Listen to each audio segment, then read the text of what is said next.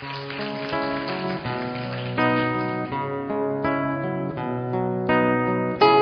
हम एक ऐसी कौम के बारे में गुफ्तगू करेंगे जिसके मुतल्लिक लोगों को कम ही आगाही है। इसकी वजह यह है कि उन्हें आलमी और कौमी मीडिया में कभी पजीराई नहीं मिली। ये कौम बास्क के नाम से पहचानी जाती है। ये एक ऐसी कौम है जिनकी अपनी कोई आजाद रियासत नहीं। बास्क सरजमीन मौजूदा दौर में शुमाली स्पेन और जनूब मगरबी फ्रांस का हिस्सा है। तारीखदान इसे कदीम कौम करार देते हैं। इनकी तारीख 3000 साल से 5000 साल पुरानी बताई जाती है।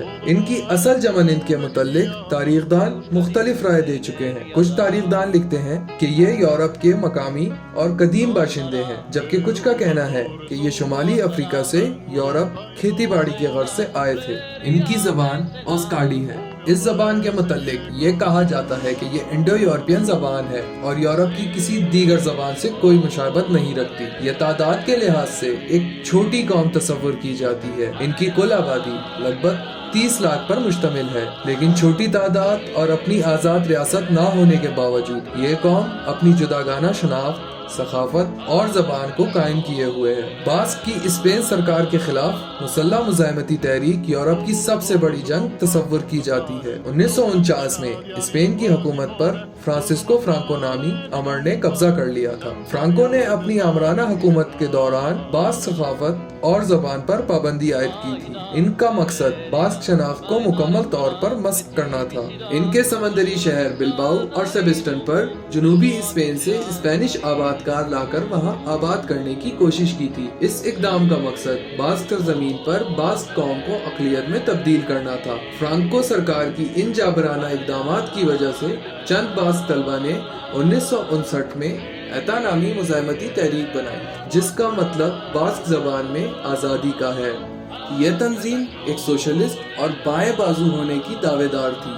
इस तंजीम का मकसद स्पेन और फ्रांस से बास्क इलाकों को जुदा करके आज़ाद बास्क रियासत का क़याम करना था। एता ने अपनी पहली मुसल्लह कार्रवाई 1968 में की थी। इनकी सबसे बड़ी मुसल्लह कार्रवाई ये थी कि 1973 में इन्होंने एडमिरल लुइस कैरेरो ब्लांको को कत्ल किया था, जो फ्रांको के जानशीन थे। इनकी मौत के बाद स्पेन में आमरीत की जगह जमहूरी हुकूमत ने ले ली। इस दौर में बास्क जबान और बास्क सखावत पर आयद पाबंदी खत्म कर दी गई थी और बास्क सरजमीन को स्पेन के अंदर नीम खुद मुख्तार रियासत का दर्जा दे दिया गया था। इन सब इकदामात के बावजूद एता ने अपनी मुसल्लह जिद्दोजहद खत्म न करने का फैसला किया और मुकम्मल बास्क सरजमीन के मुतालबे पर ही कायम रही। कहा जाता है कि एता के कारकुन और हिमायतियों को काबू करने के लिए गाल नामी गैर रियासती मुसल्लह तंजीम का कयाम किया। गाल एता के कारकुनों और बास्क कौम परस्तों को मावरा अदालत कत्ल किया करती थी। गाल पर यह भी इल्जाम है कि इसने कई बेगुनाह शहरियों को कत्ल किया है। स्पेन के सबसे बड़े अखबार एल मुंडो की एक तहकीकी रिपोर्ट में ये इंकशाफ किया गया था कि गाल को स्पेन सरकार की सरपरस्ती हासिल थी। एता को अमेरिका, बरतानिया, फ्रांस, यूरोपियन यूनियन समेत मुतादिद मगरबी ममालिक दहशतगर्द करार दे चुके हैं। और 2012 में BBC को दिए गए एक ऑडियो क्लिप में जोसो तरनेरा, जो एता के अहम कारकुन हैं, उन्होंने एता को मुकम्मल तौर पर ख़त्म करने का ऐलान किया और अपनी आज़ादी की तहरीक को पुरअमन तरीके से चलाने का भी ऐलान किया।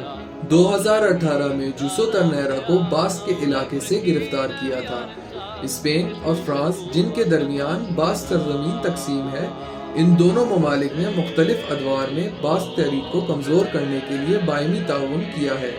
बिल्कुल उसी तरह जिस तरह कुर्दों की तहरीक को कमज़ोर करने के लिए तुर्की, शाम, इराक और ईरान ने ताउन किया है। एता की मुकम्मल जंगबंदी के बावजूद स्पेन के साबका वज़ीर आज़म मरियाना रजाई ने एता से ताल्लुक़ रखने वाले अरकान को कोई आम माफ़ी नहीं दी।